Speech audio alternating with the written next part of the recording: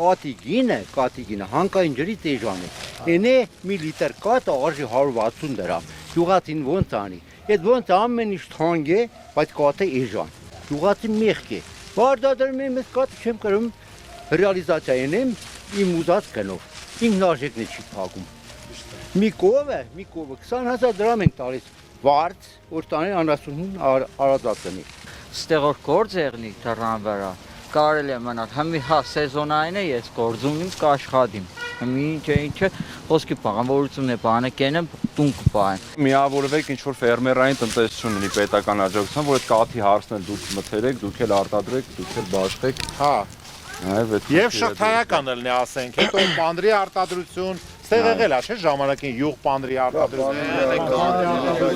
Հա, Մուսայելյան գյուղում, հա։ Այսինքն դուք պետք է որպեսզի այդ մոտավորապես այդ բայց այդ բիզնեսը պետք է շահավետ լինի, Վարուժ ջան, այսինքն նենց պետք է լինի, որպեսզի պետությունը կարողանա պայման ստեղծի դրա համար, նենց որ հարցադրումը ճիշտ է։ Ժողովուրդը այստեղ ծորեն գարի մշակության ավելի շատ անասնապահություն է, բայց ներքևում մենք ունենք սովետական ժամանակներում մշակում էր Եգիպտացորեն, ճագնտեղ։ Հա, շաքարից, հա։ Ախուրյանի մոտ։ Մեր ներքևի գյուղերում այդ 4-5 շաքարի ճագնտեղ։ Գոկովի, Դաշպենի, Հողմիկ այդ գյուղերում մեր ճագնտեղ մշակում են եւ ճագնտեղ եւ Եգիպտացորեն։ Հիմա չկա։ Չկա դա բաց։ Եվ մի հատ գյուղացուն ինչ է պետք, գյուղակի սերմացուն բերեն մատչելի եւ վարելիք բան բերեն մեկ քիչ